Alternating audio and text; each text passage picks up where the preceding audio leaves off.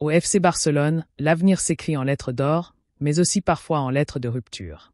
Entre un Marc Bernal qui a failli dire adieu à la Catalogne, un Lamine Yamal au cœur d'un bras de fer entre le Barça et la fédération espagnole, et un Marc Casado qui pourrait être sacrifié des 25 millions d'euros, l'actualité blaugrana est brûlante. Aujourd'hui, on revient sur 3 dossiers qui pourraient bien changer le futur du club catalan. Le football, c'est parfois une question de choix. Un seul oui, un seul non, et la carrière d'un joueur peut prendre une toute autre direction. Aujourd'hui, parlons de Marc Bernal, la nouvelle pépite du Barça. Ce jeune milieu de terrain a failli quitter la Catalogne pour rejoindre la Ligue 1. Et pourtant, il a dit non. Voici son histoire. Marc Bernal, 18 ans, formé à la Masia, avait démarré la saison 2024 à 2025 en boulet de canon. Son intelligence de jeu, sa vision et sa capacité à casser les lignes ont impressionné Xavi et les supporters blaugrana. Mais alors que tout semblait aller pour le mieux, le destin a frappé. Rupture des ligaments croisés. Saison terminée. Des mois d'efforts pour revenir au top, mais Marc Bernal n'a jamais baissé les bras. Et cet été, il était enfin de retour, plus déterminé que jamais. C'est alors qu'un géant européen est entré en scène. Chelsea, toujours à l'affût des jeunes talents, voulait absolument le recruter. Leur idée ? Le signer, puis l'envoyer directement en prêt du côté de Strasbourg pour qu'il progresse en Ligue 1. Un projet intéressant sur le papier, mais pas assez pour convaincre le jeune Catalan. Marc Bernal a choisi de rester au Barça, de continuer à écrire son histoire en blaugrana, malgré la concurrence et les risques. Un choix fort, un choix de cœur. Dans un football où les jeunes talents sont souvent aspirés par les grands clubs anglais, voir un joueur comme Marc Bernal rester fidèle à son club formateur, c'est rafraîchissant. Et vous, que pensez-vous de sa décision ? Aurait-il dû tenter l'aventure en Ligue 1 avec Strasbourg, ou a-t-il bien fait de rester au Barça ? La gestion de Lamine Yamal continue de faire couler beaucoup d'encre. Entre le FC Barcelone et la fédération espagnole, c'est désormais une véritable guerre froide. Hansi Flick, Luis de la Fuente, le Barça, la Rora, tout le monde a son mot à dire. Alors, que se passe-t-il réellement derrière cette polémique ? Plongeons ensemble dans cette affaire qui secoue le football espagnol. Pour comprendre cette embrouille, il faut remonter à la dernière trêve internationale. Lamine Yamal, déjà diminué par une pubalgie, est tout de même sélectionné par Luis de la Fuente pour les matchs de qualification à la Coupe du Monde 2026. Résultat, il joue, mais revient à Barcelone dans un état inquiétant. Les médecins du Barça le déclarent forfait pour plusieurs matchs, et Hansi Flick, furieux, accuse l'Espagne de ne pas prendre soin de ses joueurs. La fédération espagnole, de son côté, nie tout problème physique et défend sa décision.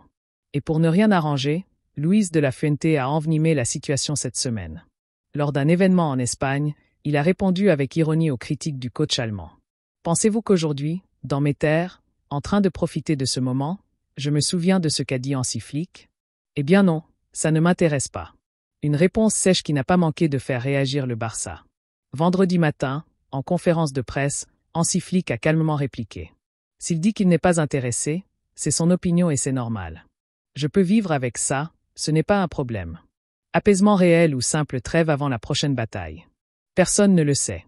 Lamine Yamal, qui n'a toujours pas rejoué depuis le début du mois, pourrait revenir pour le choc face au PSG en Ligue des Champions. Mais cette affaire pourrait bien refaire surface lors de la prochaine trêve internationale.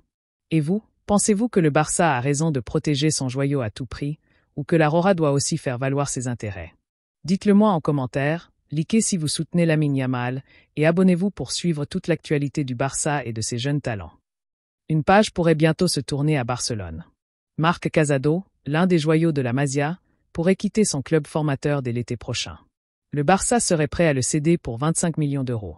Alors, pourquoi se séparer d'un tel talent ? Voici toute l'histoire. Marc Casado, 21 ans, milieu défensif formé à la Masia, est longtemps apparu comme l'un des futurs patrons du milieu de terrain blaugrana. Son intelligence tactique, sa combativité et son sens du placement en faisaient un profil très apprécié par les formateurs. Mais cette saison, tout est beaucoup plus compliqué. Entre Frenkie de Jong, Pedri, Dani Olmo et Fermin Lopez, la concurrence est énorme. Résultat, Casado n'a joué que 210 petites minutes en Liga depuis le début de saison. Une situation qui inquiète, car un talent comme lui a besoin de temps de jeu pour continuer à progresser. Et le Barça, en difficulté financière, ne peut plus se permettre de garder des joueurs sur le banc sans rentabiliser leur potentiel. Sa valeur marchande, estimée à 30 millions d'euros il y a quelques mois, est déjà en baisse. Les dirigeants pensent qu'un départ autour de 25 millions d'euros serait une bonne opération. Hansi Flick, l'entraîneur, plaide pour que le joueur reste et continue son développement en Catalogne. Mais la direction sportive, elle, reste ouverte aux offres. Et les prétendants ne manquent pas. En Premier League, West Ham et Wolverhampton sont intéressés. En France, l'Olympique de Marseille suit également le dossier de très près. Le dilemme est clair. Soit Casado reste à Barcelone, prend le risque de stagner, mais continue de se battre pour sa place. Soit il s'exile dans un club où il deviendrait titulaire indiscutable, quitte à dire adieu à son rêve catalan. Le futur de Marc Casado pourrait se jouer dans les prochains mois. Le Barça doit-il le vendre pour 25 millions d'euros, ou continuer de croire en son potentiel et lui offrir plus de minutes?